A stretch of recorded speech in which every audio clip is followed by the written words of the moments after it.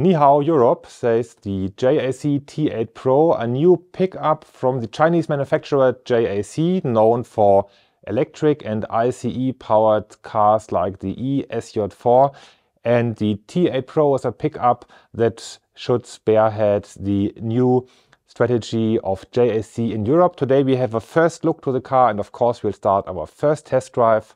Welcome here at Asia Auto Ambassador with me, Bernd from Germany, and the new Chinese pickup.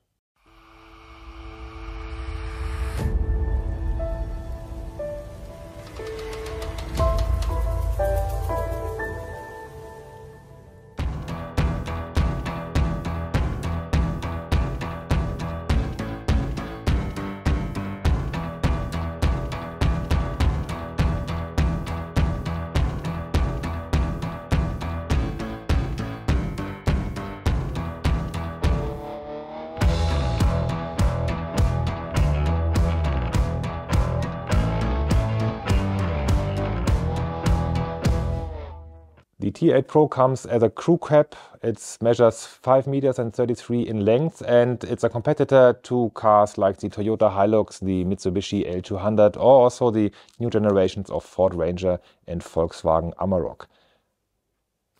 The engine is a 2.4-liter petrol engine supplied by Mitsubishi. You still see the Mitsubishi branding also on the engine. It's got a 2.4 liters capacity, and the maximum power output is 150 kilowatts, or 204 horsepower, and the maximum torque is reached at 320 Newton meters. There's no diesel engine available yet, and if you're looking for an electric pickup, also this one is not the car of your choice. There will be another Chinese car coming to Europe next year, which is the Maxus T90. Talking again about the JAC T8 Pro, it's got a large cabin. Of course, we will have a first look into the cabin in a bit before we start our first test drive. But first we will have a look at the loading capacity. So there's enough space for equipment, for tools, and even for small machines, for example, you can put on here. The payload is 900 kilograms. And the importer plans a towing capacity of 2.5 tons. This is not in final homologation for Europe yet. So this was about the work. What about the seating comfort? We will have a check of the cabin space in the T8 Pro.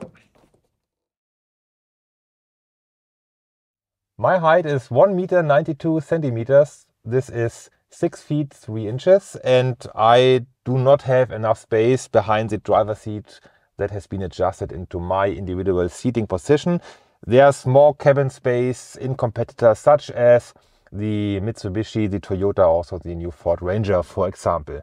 The seats themselves are quite comfortable. We've got an artificial leather upholstery, and the Isofix kit seat system is also on board, accessible here quite easily. There are air vents for the rear seats passengers, as well as one USB power socket. And also we have storage compartments on the back side of the backrests of the front seats. Having a look at the door panel, we see, of course, plastics, some kind of nice, depending on your personal taste, kind of nice decor foil. And here we have also artificial leather with red contrast stitching, and you can place a bottle in the door panel, and there are also cup holders here in the armrest of the center of the rear bench. Let's have a look into the cockpit.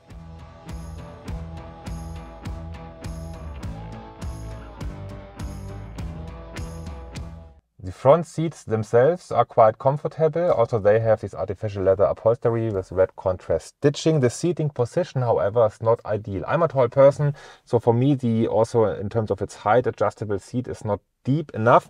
The steering wheel is adjustable in terms of its height, but not in terms of its length. So that means that you don't find a real ideal seating position.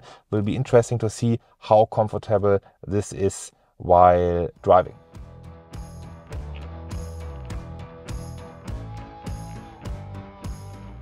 The multifunction steering wheel's got physical buttons, and you see a full digital instrument cluster. You can adjust the layout and also the information you see, like tire pressure, trip computer, and audio information, for example. There's no sat-nav in the car, however you can use Apple CarPlay or Android Auto, which is not common for Chinese vehicles at the moment. And then you can use like Google Maps or whatever route or sat-nav app you are using. I pull out the USB cable of the smartphone because you want to have a look on the infotainment system of the car. Here you see radio, and for the air condition you have to press the touchscreen and touch the touchscreen as well. There are quite small icons, for example, for the aircon, whether you put it on and off, and also for the temperature adjustment. So then you have a slider here, or you can push on the red sun sometimes, and the blue snowflake to make it a bit colder, for example. Yeah, all these icons are a bit small in my opinion. There are still some physical buttons left, also for this 360 degrees camera view. Now we're looking to the front of the car, then you can have a look at the back, right side, left side, and also the bird view from the top, which also helps when you do maneuvers, for example, while driving off-road. Or like us, when we have to park out here in the building, because now we will put number plates on the car, and then I will use the gear shifter of the manual 6-speed transmission. So we start our first test drive.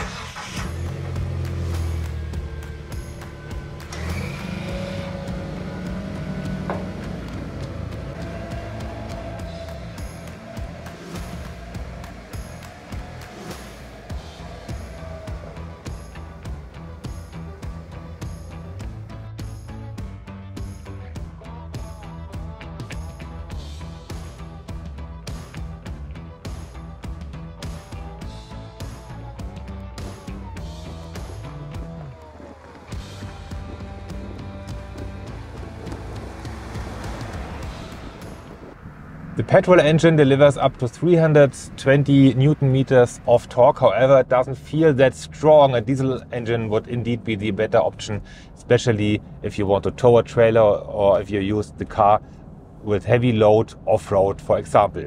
The engine noise is okay. The seating position, as mentioned, is a bit strange for tall people like me. And also if you want to adjust the climate temperature, for example, you really have to look at the touchscreen, use the slider. So this is not very intuitive indeed. The fuel consumption is around 10 liters per 100 kilometers according to the trip computer, and the fuel tank capacity is 74 liters. That means you can achieve a lot of range if you use the car on roads like we did today with rear-wheel drive, and also we tried it with the all-wheel drive.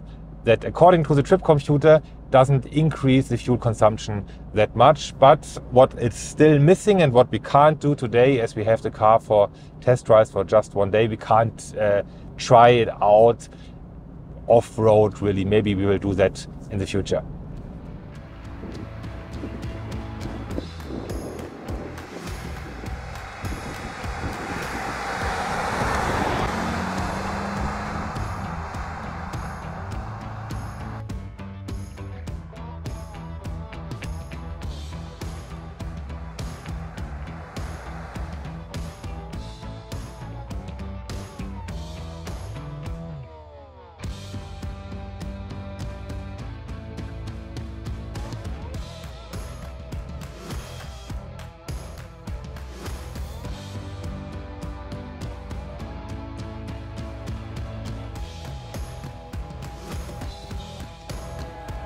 Apart from the park distance control sensors at the front and at the rear, as well as the 360 degrees camera surround view, there are no further ADAS systems, so no adaptive cruise control or lane keeping assist, whatever.